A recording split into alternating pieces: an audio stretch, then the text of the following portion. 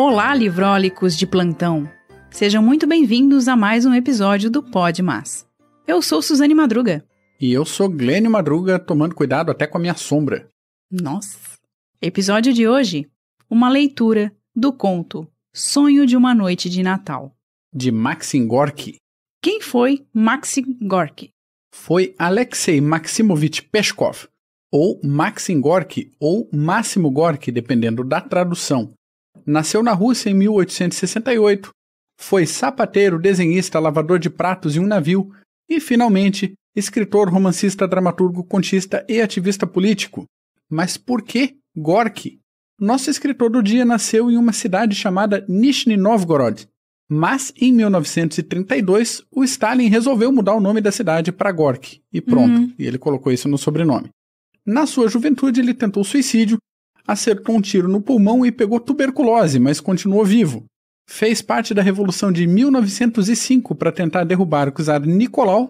Depois disso foi morar nos Estados Unidos, na Itália e voltou para a Rússia em 1914, quando a guerra estourou, a Primeira Guerra Mundial. Alguém lembra aí de um tal Rostov, que a gente comentou no final de novembro? Mais pra frente, se tornou amigo pessoal do Lenin, voltou a morar na Itália em 1921 para retornar à União Soviética em 1928. Morreu oficialmente de pneumonia em 1936, como a maior figura literária da União Soviética na sua época. Como assim? Ele já tinha morrido antes? Então, tem o oficialmente. Em 1938, o Trotsky escreveu um artigo para o New York Times acusando Stalin de ter envenenado Gorky. O próprio Trotsky depois foi assassinado em 1940 no México a mando do Stalin. Então, uma coisa pela outra fica do jeito que o Stalin queria. Ninguém sabe realmente o que aconteceu. Ok, vamos para o conto. Peço a licença de todos vocês para fazer a leitura deste pequenino conto de Natal. Adianto que o autor aqui ele já traz uma questão um pouquinho diferente. Ele dá voz aos personagens dos seus contos. Sonho de uma Noite de Natal. Eu havia terminado um conto sombrio, como os breves e tristes dias de inverno que então pesava sobre meu país. Deixei cair a pena e comecei a passear pela casa.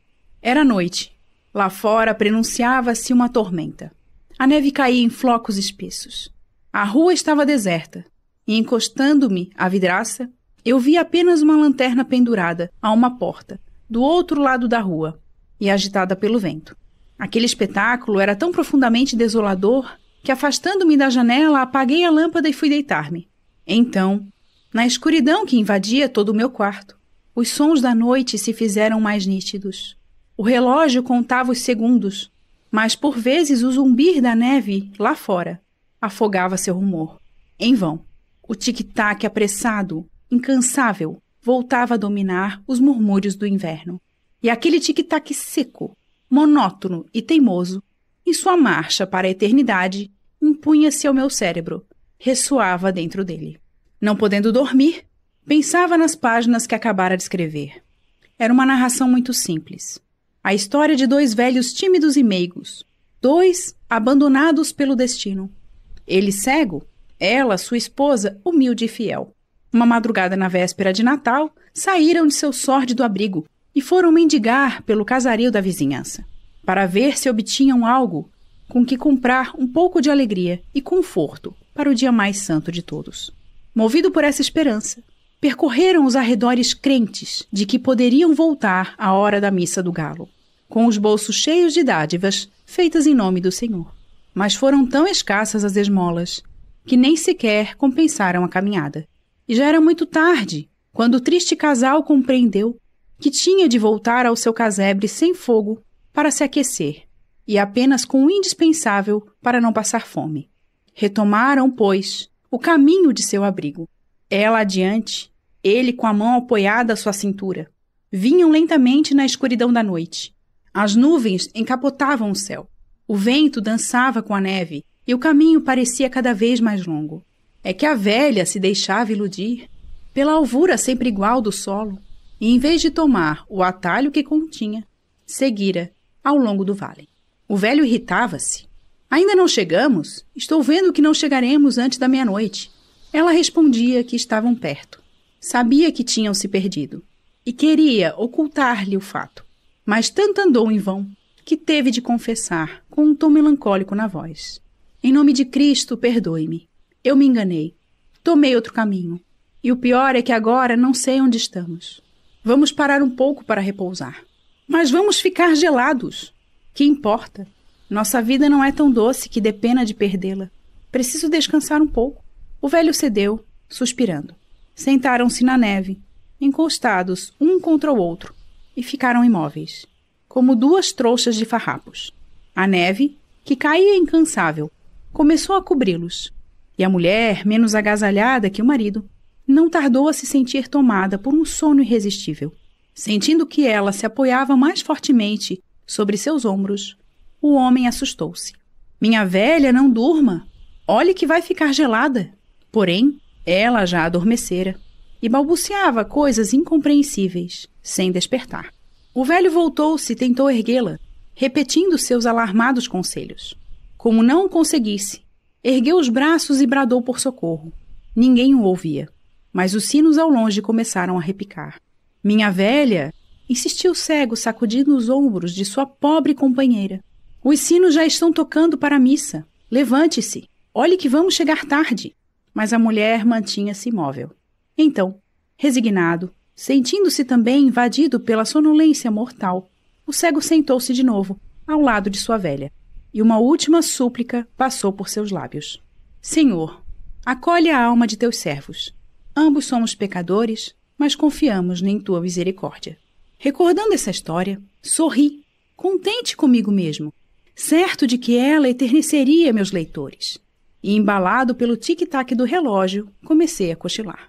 E então, sem saber ao certo se estava dormindo ou acordado, vi a claridade vaga da janela aumentar, tomar um tom azul e fosforescente, ampliar-se, formando um quadro imenso, e aí surgirem pouco a pouco alguns vultos, a princípio confusos, inconsistentes, mas logo seus contornos foram se acentuando e desenhando formas familiares aos meus olhos. Eram crianças, mulheres, velhos, todos miseráveis e tristes. De onde vêm essas sombras e o que representam? Perguntei a mim mesmo, tentando em vão emergir dos abismos do sono. Uma voz perguntou por sua vez: não nos reconhece? Procurei distinguir no meio daquela multidão lamentável. Vi então um grupo que, com passo vacilante, tomava a dianteira de todas as sombras. Era um velho cego, apoiado à cintura de uma mulher também já idosa, que me fitava com ar de censura. Não nos reconhece? Repetiu ela com voz severa. Nós somos os heróis dos contos. Você que passa a vida escrevendo. Somos os tristes e desgraçados filhos de sua imaginação. Ali estão os dois meninos que você fez morrer de frio, diante das janelas de uma casa onde fulgia, magnífica e opulenta, uma árvore de Natal.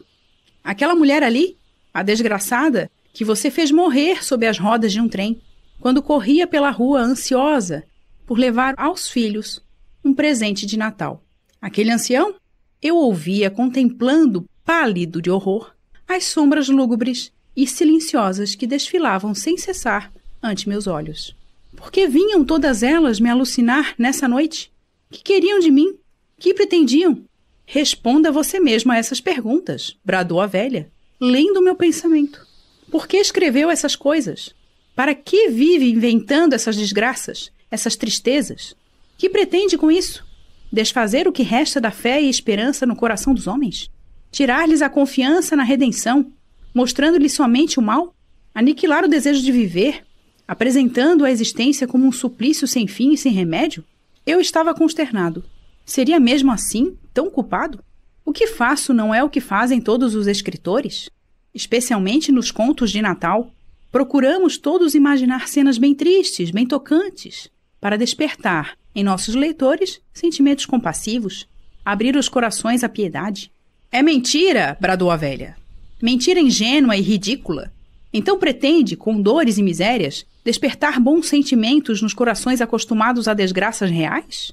Idiota! Pensa em enternecer com suas pobres fantasias os homens que não se comovem ante a realidade miserável de todos os dias? O resto do sonho foi uma confusão que não consigo recompor. Mas pela manhã, quando despertei, meu primeiro movimento foi correr à mesa onde deixara as tiras de papel escritas na véspera. Rasguei-as sem tornar a lê-las. Atirei os pedaços pela janela e eles esvoaçaram no ar, como mariposas. Pega um livro, relaxa o corpinho e até amanhã.